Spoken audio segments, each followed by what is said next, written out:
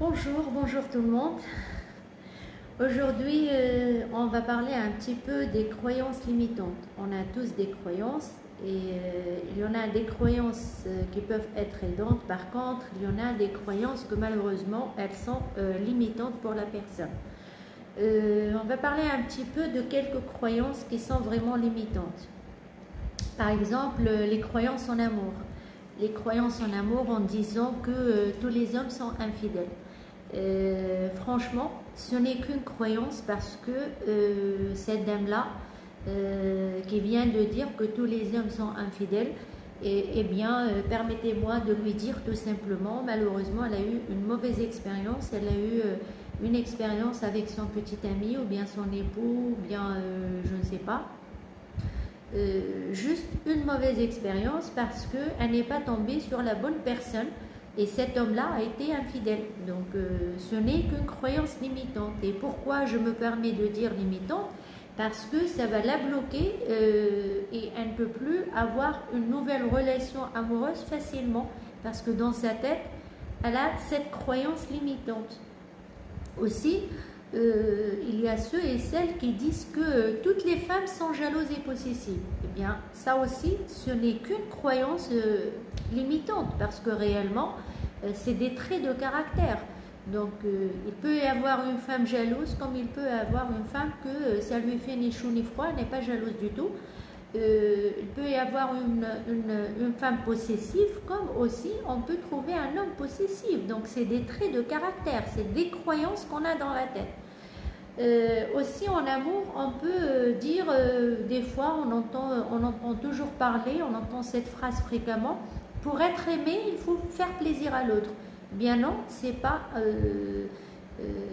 une formule, c'est pas quelque chose de vraiment nécessaire. La personne, elle peut être aimée sans faire plaisir à l'autre, c'est-à-dire c'est de l'amour, c'est des sentiments, donc on n'est pas obligé de faire plaisir à l'autre pour être aimé.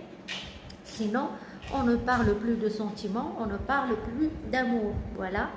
Donc là, quand on parle de croyances limitantes en amour, si on va parler de croyances limitantes dans le travail, quand on parle de croyances limitantes en travail, par exemple, il faut travailler dur pour réussir. Non, c'est pas vrai, parce qu'il faut savoir travailler.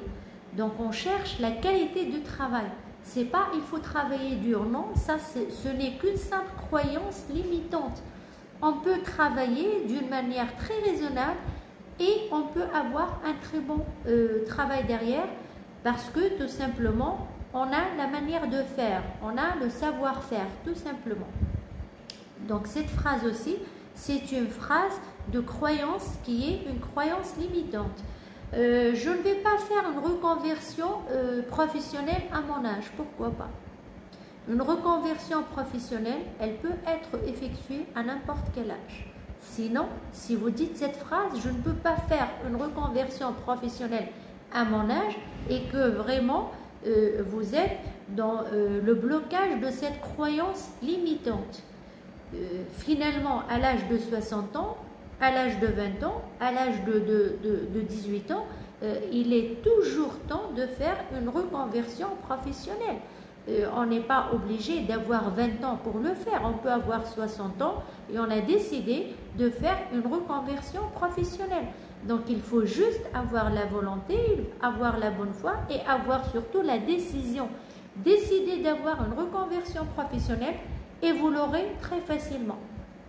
Si vous mettez dans votre tête que l'âge est un handicap, eh bien là on parle de croyances limitantes.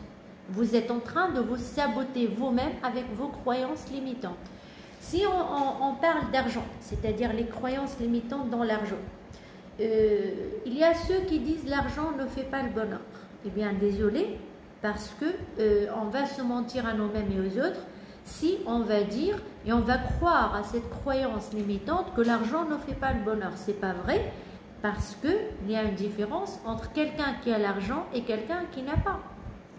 Par exemple, avec plus d'argent, vous pouvez vous permettre de faire un voyage de vos rêves. Vous pouvez vous permettre d'acheter des choses dont peut-être vous n'avez pas eu l'occasion de les acheter auparavant. l'argent ne fait pas le bonheur. Finalement, l'argent, il peut aider certaines personnes à être heureuses. Aussi, pour l'argent, les gens riches sont malhonnêtes. Je me demande pourquoi. On peut être riche et on peut être honnête en même temps. Donc ça, c'est une croyance vraiment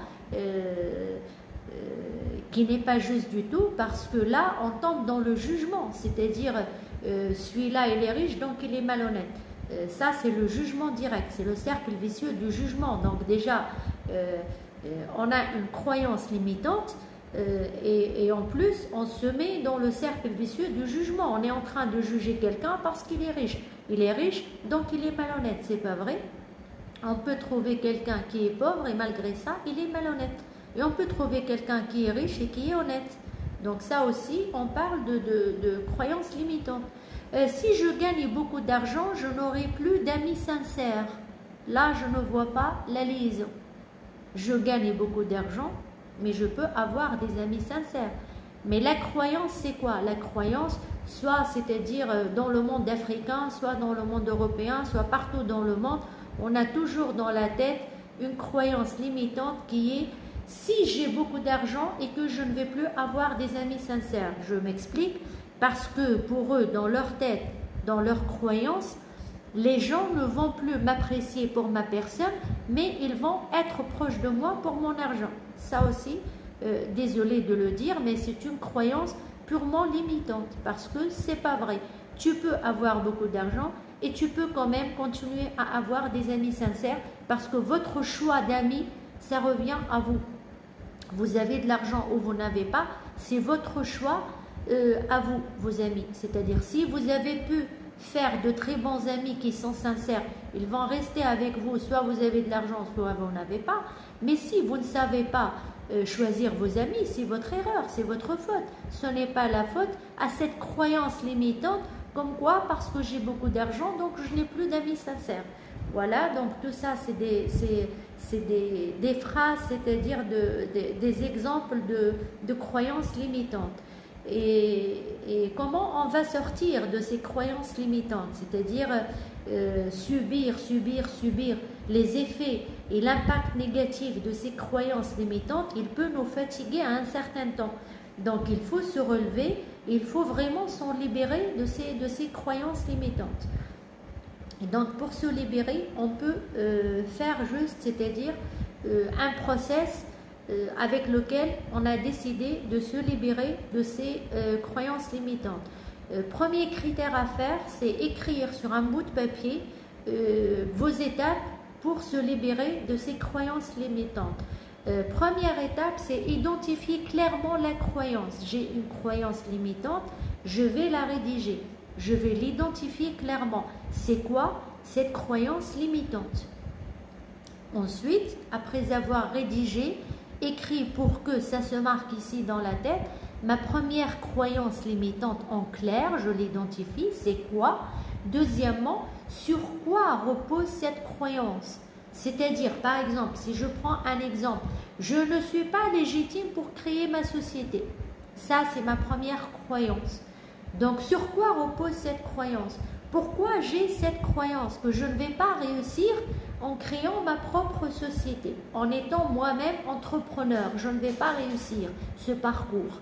Là, j'ai identifié ma croyance limitante. Et donc, deuxièmement, sur quoi repose cette croyance? Pourquoi j'ai cette croyance dans ma tête? Eh bien, par exemple, peut-être quand j'étais enfant, ma mère, elle me sous-estimait beaucoup, ou bien mon père, elle me sous-estimait, ou bien mon frère, ou bien ma soeur, elle me sous-estimait. Elle ne me donnait pas ma vraie valeur. Elle essaie tout le temps de me dévaloriser. Et tout ça, quand j'étais enfant, tout ça, ça m'a marqué dans la tête. Donc, quand j'étais adulte, ou bien quand je suis devenue adulte, je n'ai pas eu suffisamment de confiance en moi, ce qui m'a laissé toujours croire que je ne peux jamais réussir comme entrepreneur, comme c'est-à-dire fondateur ou bien fondatrice de ma propre entreprise.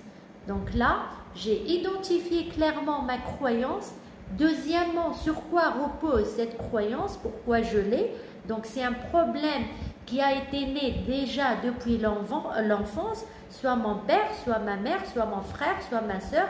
Il y a quelqu'un qui m'a dévalorisé, qui m'a sous-estimé, qui ne m'a pas donné confiance en moi, au point que, quand je suis devenue adulte, zéro confiance en soi. Donc c'est normal. Tout ce que je vais faire, c'est d'être incapable d'être entrepreneur dans sa propre entreprise. Troisième point, reconnaissez un fait qui contredit cette croyance. Bon, ma croyance, c'est que je suis incapable d'avoir ma propre entreprise. Là, je l'ai identifié. Deuxièmement, à quoi repose cette croyance? Elle repose à un problème d'enfance. Troisièmement, je dois reconnaître un fait qui contredit cette croyance. Par exemple, j'ai toujours réussi à l'école et j'ai toujours eu de très bonnes notes. En plus, j'ai toujours réussi comme étant un employé au sein d'autres entreprises. Donc, si j'ai réussi à être un très bon employé au sein d'autres entreprises, pourquoi je ne réussis pas à être moi-même entrepreneur? Vous comprenez? Donc, c'est très simple. C'est une question de logique pour faire sortir cette croyance limitante. Donc là, premier critère, je l'ai identifié. Deuxième critère, j'ai identifié sur quoi repose cette croyance. Troisième, j'ai reconnu un fait qui contredit cette croyance. Quatrième point qui est très important, quel est l'impact de cette croyance dans votre vie?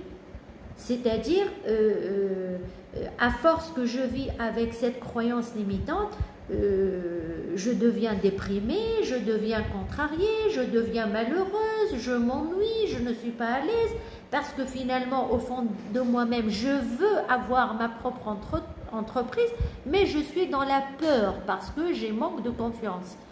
Donc, j'écris encore sur c'est-à-dire mon papier A4. J'ai écrit mon premier point, mon deuxième, mon troisième. Après, je rédige mon quatrième point qui est l'impact de cette croyance. Je m'ai détirée, je m'ennuie, je suis déprimée, je suis tout le temps contrariée, je suis anxieuse. Exprimez-vous, écrivez ce que vous ressentez réellement, l'impact que vous ressentez suite à cette croyance limitante. Cinquième point, sur quelle première action pouvez-vous vous engager à changer? Par exemple, j'ai identifié, j'ai su pourquoi je suis comme ça et pourquoi j'ai cette croyance. C'était un problème d'enfance. J'ai vu l'impact que j'ai, donc ça me rend déprimée, ça me rend contrariée, ça me rend mal à l'aise. Donc sur quelle première action? Je vais tracer une action pour changer. Je vais m'engager pour changer cette croyance limitante. Par exemple, je commence à travailler sur mon plan d'action pour créer ma propre entreprise. Je fais le premier pas. Qu'est-ce que je vais faire? J'ai toujours envie d'avoir ma propre entreprise. Maintenant, je sais pourquoi j'ai cette croyance limitante. Comment je vais faire et par quoi je vais commencer pour pouvoir changer cette croyance limitante? Eh bien, première chose à faire, c'est commencer déjà à chercher à tracer un plan d'action pour créer cette entreprise. Sixième point, qui est le dernier point et le plus important, c'est reformuler votre nouvelle croyance. On va laisser de côté notre croyance limitante et on va reformuler une nouvelle croyance qui ne sera plus une croyance limitante, mais bien au contraire, on doit être heureux parce que ça va être une croyance aidante. Ça va nous aider à créer notre propre entreprise. Là, j'ai pris création d'entreprise comme exemple. Mais chacun de nous, il a ses croyances limitantes. Chacun de nous, il a ses propres problèmes à lui. Chacun de nous, il a ses propres préoccupations à lui. Donc chacun, quand il va rédiger sur sa feuille, il va rédiger une première croyance limitante qui est chez lui, pas chez les autres. Donc, par exemple, comment vous allez la reformuler? Si je continue à prendre l'exemple de la création de l'entreprise, tout simplement, je vais dire, j'ai des atouts qui me permettent de créer ma propre entreprise. Ces atouts-là, c'est la confiance en soi. J'étais toujours une brillante élève, j'avais toujours des meilleures notes à l'école, j'étais toujours une très bonne employée, j'avais toujours de très bonnes notes, c'est-à-dire d'assiduité au sein de mes entreprises là avec qui j'ai collaboré et j'ai travaillé pendant tout mon parcours professionnel. J'ai eu même des félicitations de la part de mes patrons. Donc je mets tout ce qui est positif en moi pour pouvoir reformuler cette croyance limitante et la laisser devenir une croyance aidante qui va vraiment m'aider à enlever ce problème carrément, à le bannir, à le jeter dans la plus proche poubelle qui va me croiser, mon problème d'enfance, le manque de confiance, et dire j'ai tous les atouts pour créer ma propre entreprise, je suis capable de créer ma propre entreprise parce que je n'avais qu'une simple croyance limitante qui était fausse, mais la vérité, je dois avoir une croyance aidante qui est la vérité parce que j'ai tous les atouts pour être entrepreneur, pour être fondatrice de ma propre entreprise. J'espère que j'ai été claire. J'ai vraiment voulu parler de ça aujourd'hui parce que c'est un sujet que je trouve très intéressant parce que c'est des croyances que certaines personnes vivent avec et qui sont en train de les contrarier, en train de les faire souffrir sans qu'elles se rendent compte. Donc essayez s'il vous plaît, chacun de vous, de mettre sur un bout de papier ces croyances limitantes et de les reformuler en croyances aidantes.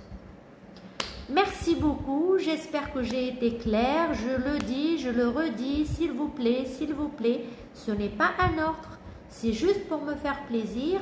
Donc, si vous êtes vraiment intéressé, si vous vous intéressez à mes vidéos, si vous les regardez, si vous êtes en train de les suivre, donc s'il vous plaît, partagez-les au maximum et laissez-moi des commentaires si le sujet est intéressant pour vous. Si vous voulez qu'on fasse des vidéos sur d'autres sujets, vous n'avez qu'à me les mettre en commentaire. Je suis toujours joignable par WhatsApp et par mail. Merci beaucoup, bon après-midi.